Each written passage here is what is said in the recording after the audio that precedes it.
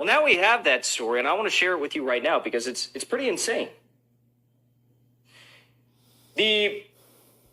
I don't mean this lightly, but this was the face of Hamas terrorism. You know, the victims of Hamas terrorism for the past month and a half. It was this child right here, a 12-year-old girl named Liel Hatzroni. Okay, now Liel Hatzroni, every media outlet on the face of the earth said Liel Hatzroni was burned to a crisp by Hamas fighters.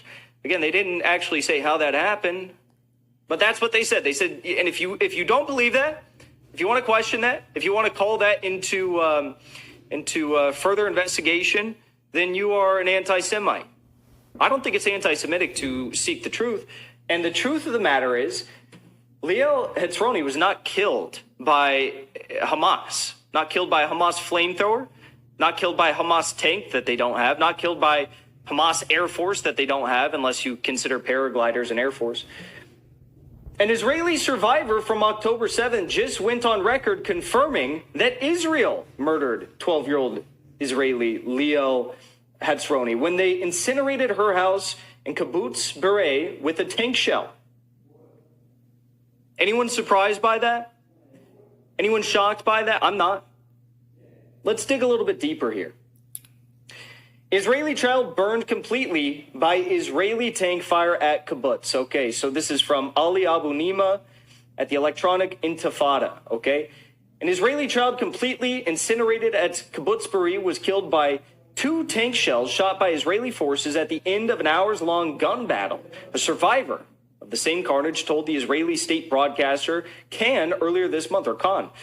Yasmin Porat, taken captive with at least a dozen other Israeli civilians on October 7th, told Khan Radio that a fellow captive, 12-year-old Liel Hatzroni, survived to the end of the battle and only died when Israeli forces fired 2 tank shells at the house where they were held hostage by Hamas fighters. So this is not a Palestinian media outlet that is saying this. They're citing this from Israeli state radio Khan, and directly from a primary source, Yasmin Porat, who was at Kibbutz Berei on October 7th. Okay, now you might be thinking, Jackson, is it really that logical to assume that Israel fired upon their own civilians on October 7th with tanks? Well, don't take it from me. Take it from IDF combatants who were there on October 7th. Yael Bar-Tur tweeted this out. These 2 girls, not even 25 years old, fought for 17 hours in their tanks, operated weapons they hadn't operated before, killed dozens of Hamas terrorists, and saved an entire kibbutz in the process. I think we'll be okay. So they're saying, strong woman power. They did the job. They fought for 17 hours in tanks that they'd never fought in before, and they were fighting in a civilian kibbutz zone. We're supposed to believe that no civilians were harmed in the process. So let's dive a little bit deeper here and see what these 2 25-year-old girls had to say. Okay, so these 2 25-year-old girls were interviewed by Israeli media, and this is what they said. As they were going into the kibbutz in their tanks that they'd never operated before, they were told, "There are civilians in there?" They asked their commander, and their commander said, "I don't know, just shoot." I don't know, just shoot.